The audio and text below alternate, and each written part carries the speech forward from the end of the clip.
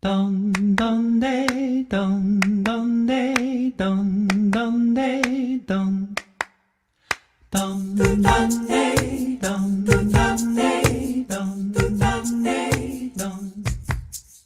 Calling all sisters and brothers of love, calling all nations and angels above. Calling all sisters and brothers of love, calling all nations and angels above.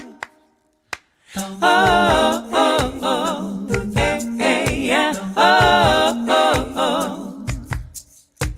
Oh, oh, oh, hey, hey, yeah. Oh, oh, oh.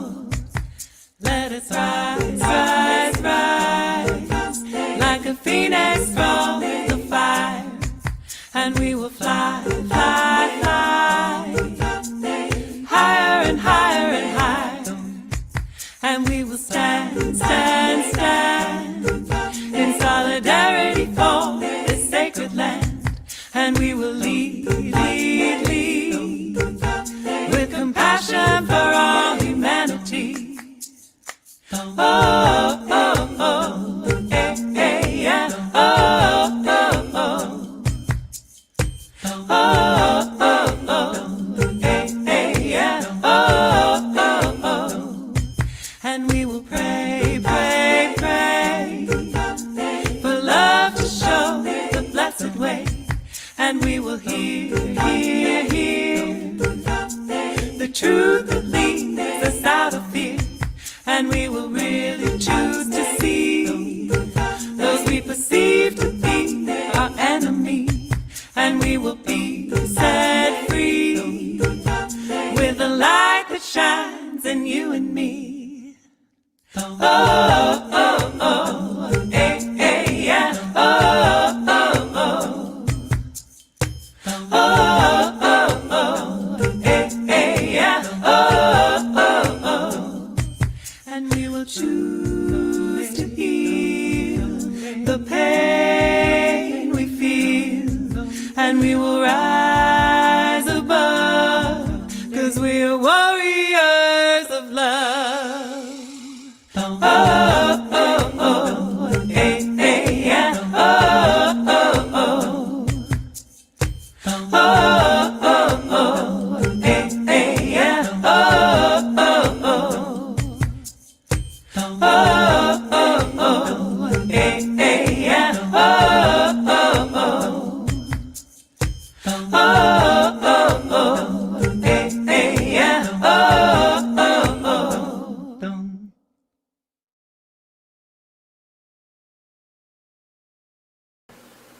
Greetings, everyone.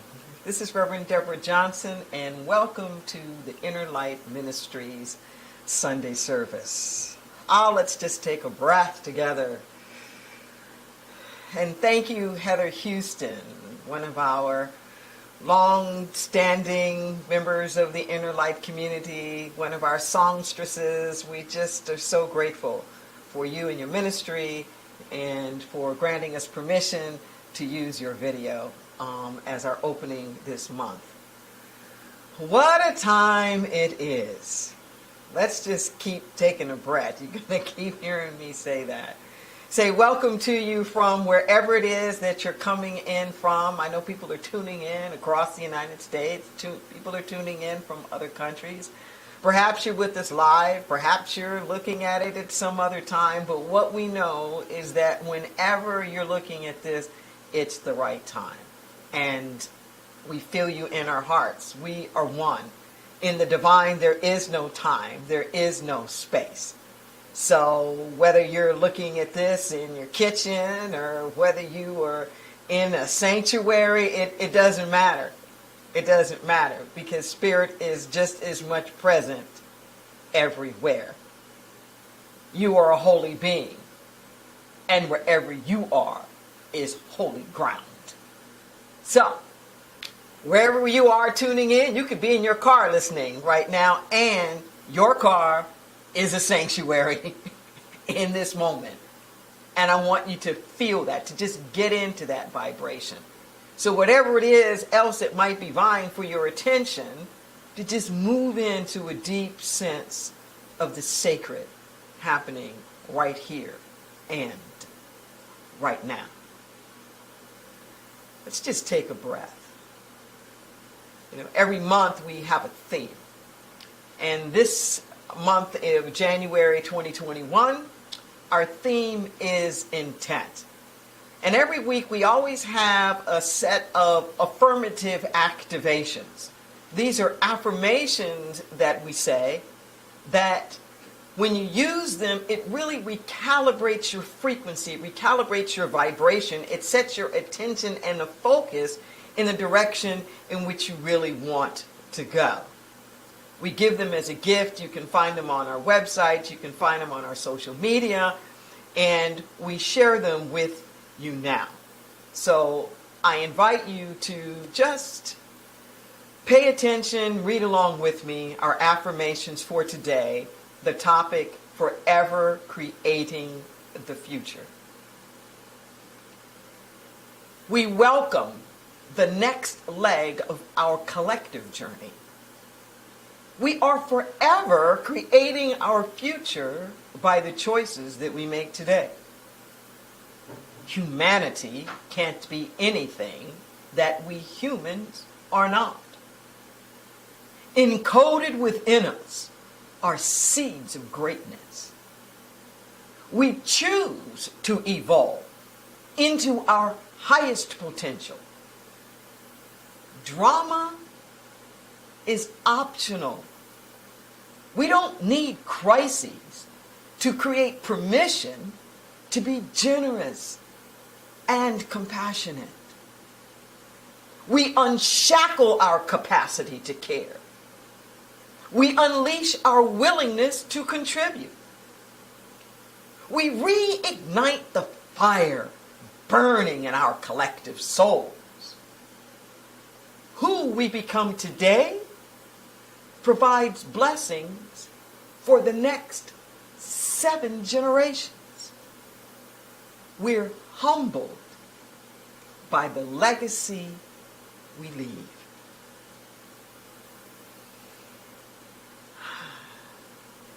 Just take that in for a moment. We are forever creating the future. In these times of such uncertainty, still in the midst of a global pandemic, COVID-19, hitting especially hard in the United States, the economic crises that's going on, so many people losing their jobs, unemployed or underemployed, the schools not open, so many businesses not open. There's so much that's going on. Connecting virtually because we don't have concerts and there aren't, stadiums to go to, and it's a whole different world. It's been a whole different environment. Almost a year now. And we're finding ways to be creative, finding ways to connect, finding new ways to express ourselves, to care, to be compassionate. So many people ask the question, well, what's going to happen? I'm so worried because I don't know what's going to happen. And you know what? We control a lot of that, what's going to happen. When Churchill reminded us in World War II that there was nothing to fear but fear itself. And so it is now. The future really depends upon what we do today. How much faith do we bring? How much courage do we bring? How much hope do we bring? How much sense of possibility do we bring? I'm reminded of a story that I heard Reverend Terry Cole Whitaker say a number of years ago. And this story was about a person that was in the woods, and this was a dream that they were having. And in this dream, this woman was running and running and running. behind her was this ugly, ugly monster, and his tongue is hanging out, and he's got one eye that's dangling. And she's running, and she hits this log, and she falls over, and she sees the monster, and the monster's on top of her, and she goes, "Ow! Ow! What are you going to do with me?" And the monster stops and says, "I don't know, lady. It's your dream."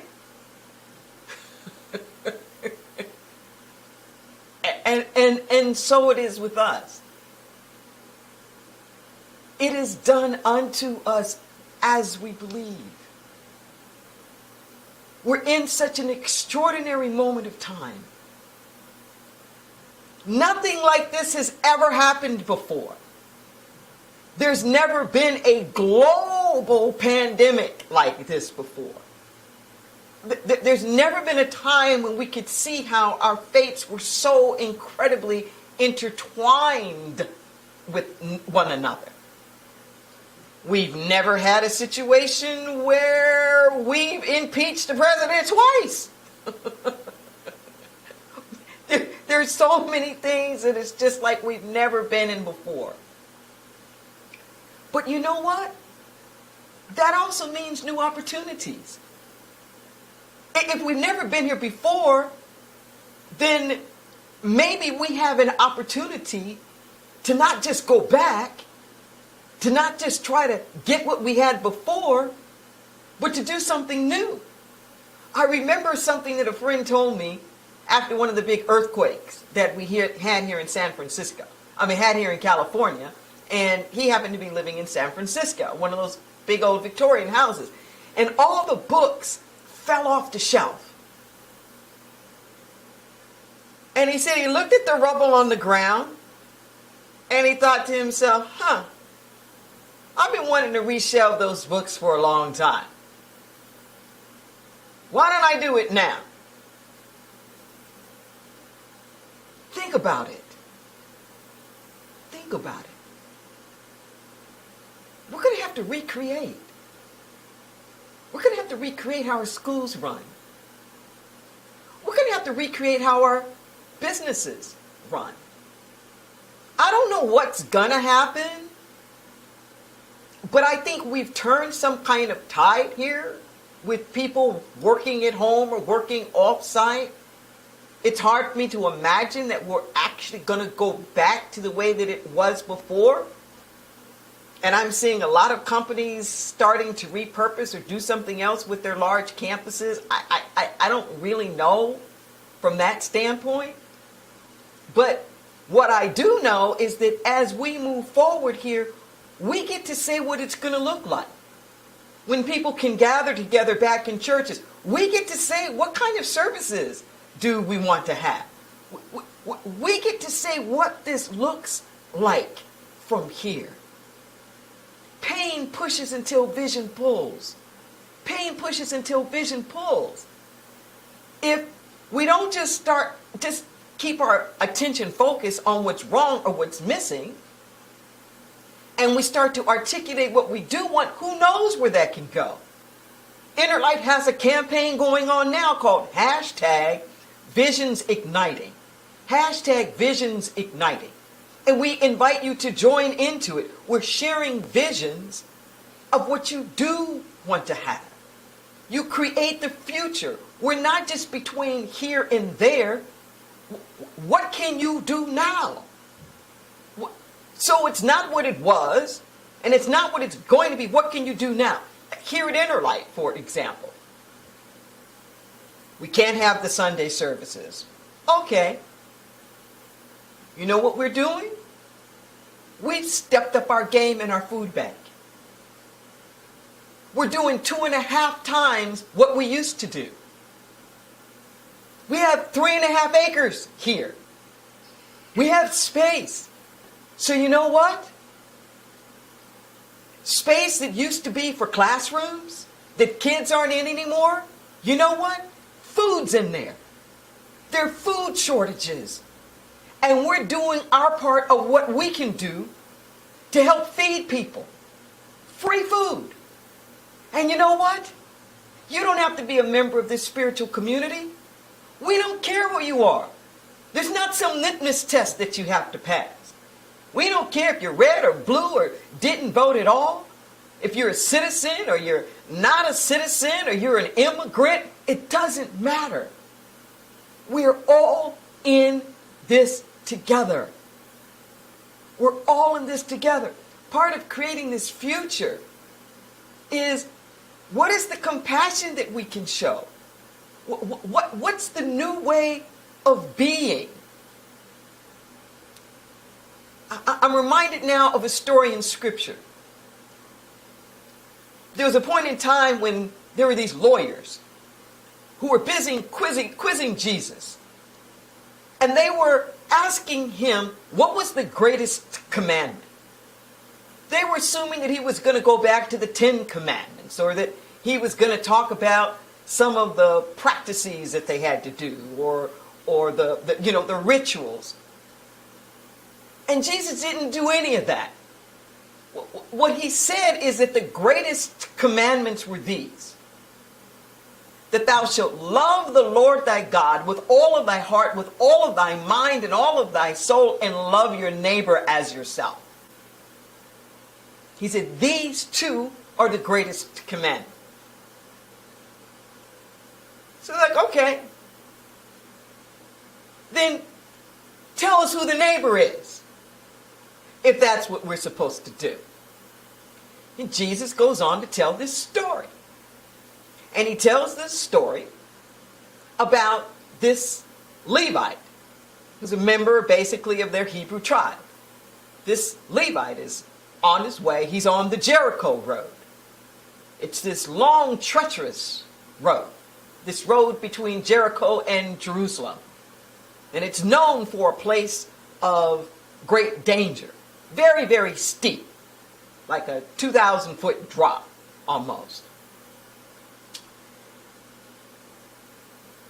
The man gets robbed. He's beaten, and all of his clothes are taken. Because the clothes back in those days were used for collateral. It was like cash. 3 people pass him by. Other Levites. Some of them religious leaders. And then a Samaritan comes by. The Samaritan picks him up, puts him on his donkey, takes him into the town, takes him to an inn, and pays the innkeeper to take care of this bleeding man. Says, I'll be back in 3 days. Pays in advance, 3 days. I'll be back in 3 days. And if he's not better, I'll give you some more money to keep paying. Then Jesus poses the question after this: who was the neighbor? And they had to say the neighbor in the story was the Samaritan that took him in. We've heard of the Good Samaritan, and we think it's sort of like the good guy that does compassion. But we forget the gist of the story that just goes unseen for most of us, which is that the Samaritan was an enemy. The Samaritan was an enemy. You weren't supposed to speak to Samaritans. You weren't even supposed to touch Samaritans. And look at this. It was the quote-unquote enemy who showed the compassion. Just breathe that in for a moment. This future that we're creating together, what is our intent? What is our intent? We have to move beyond the otherness. We just had an inauguration where Joe Biden Jr. is president, Kamala Harris is vice president. And a historic first to have a female, somebody of African descent, somebody of South Asian descent. This is a new day in so many kinds of ways. And we have to be careful. What we want to put forth at this moment is not we oneness. It's we're one. We're oneness. Not we oneness. Because we oneness is just going to keep us in the othering. That's not a place we want to be. That's not a place we want to live. What is your deepest intent? It's not the differences of opinion that cause the conflict. It's the polarization around the differences of opinion. Yes, I'm not going to lie. I am really, really happy that we have a new administration. But we still have us. There's still us. And we're all in it together. We are all in it together. We need to stop trying to say, like, who's the real American?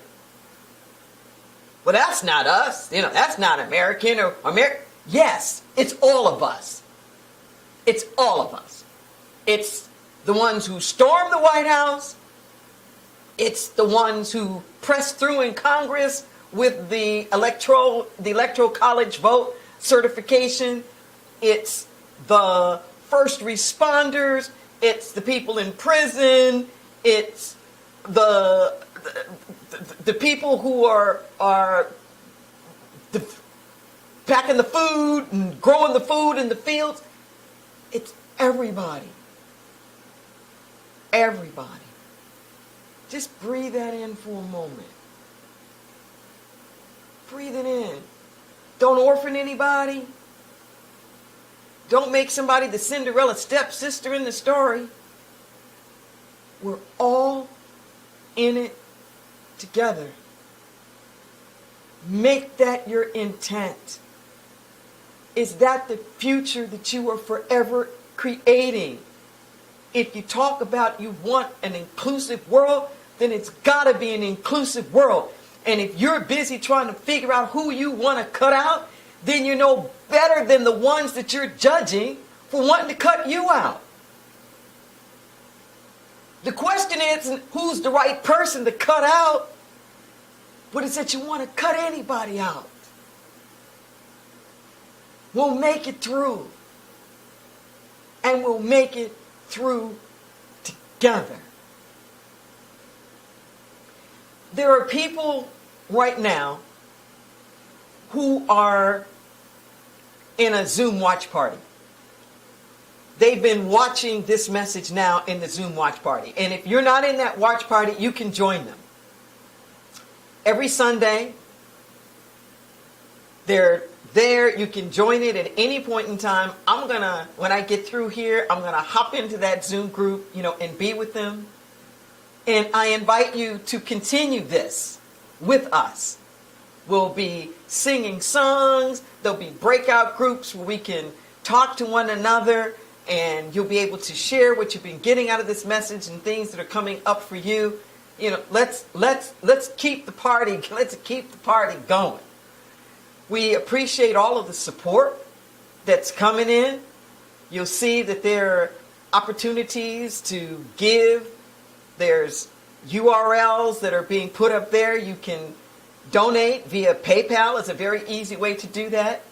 PayPal.me/Inner Ministries is an easy way to do that. You'll see that you can do text to give. Your contributions keep us going. Your contributions help us to keep multiplying the consciousness. Like so many people around the world, I became very enamored with the presentation. There's always a poem during the presidential inaugurations in the United States. And there was a young lady, 22 years old, Amanda Gorman.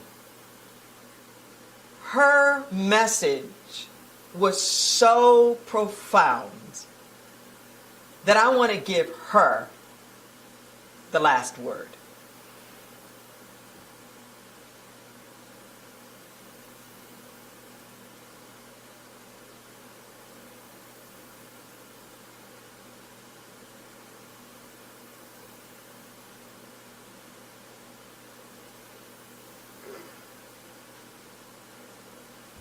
Dr. Biden, Madam Vice President, Mr. Emhoff, Americans, and the world.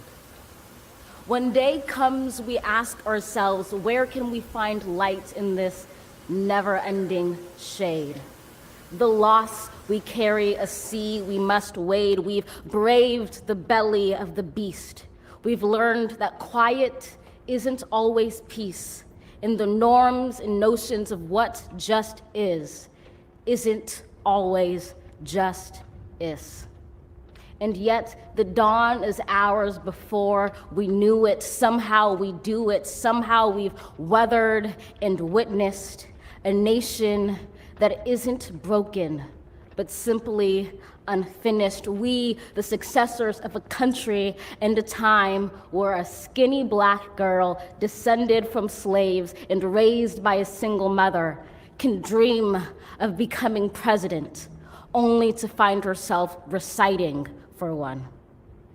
And yes, we are far from polished, far from pristine, but that doesn't mean we are striving to form a union that is perfect.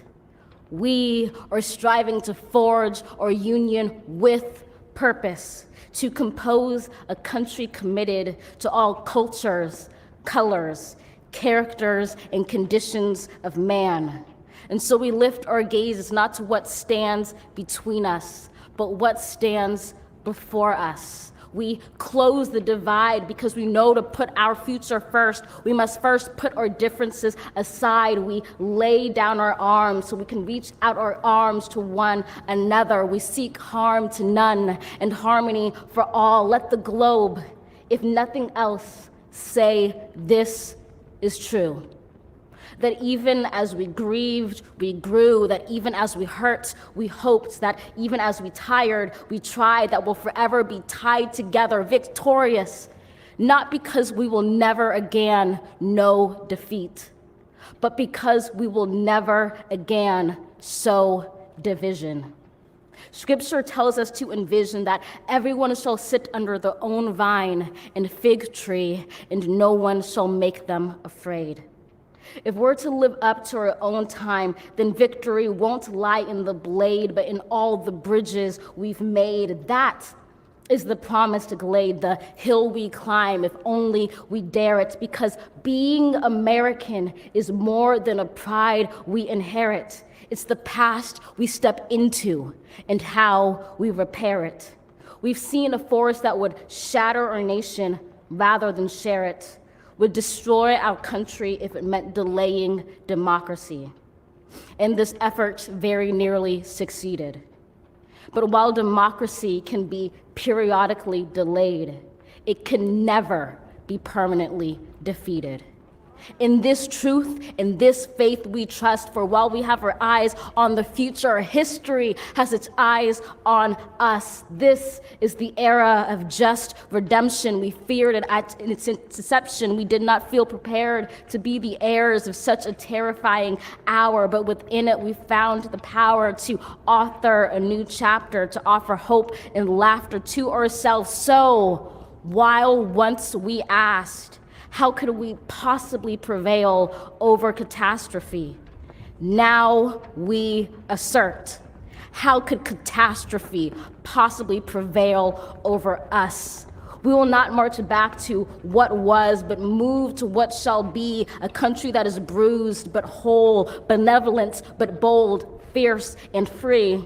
We will not be turned around or interrupted by intimidation, because we know our inaction and inertia will be the inheritance of the next generation. Our blunders become their burdens. But one thing is certain: if we merge mercy with might and might with right, then love becomes our legacy. and change our children's birthright. So let us leave behind a country better than the one we were left. With every breath from my bronze-pounded chest, we will raise this wounded world into a wondrous one. We will rise from the gold-limbed hills of the west. We will rise from the wind-swept northeast, where our forefathers first realized revolution. We will rise from the lake-rimmed cities of the Midwestern states. We will rise from the sun-baked south. We will rebuild, reconcile, and recover in every known nook of our nation, in every corner called our country. Our people, diverse and beautiful, will emerge battered and beautiful. When day comes, we step out of the shade, aflame and unafraid. The new dawn blooms as we free it. For there is always light, if only we're brave enough to see it, if only we're brave enough to be it.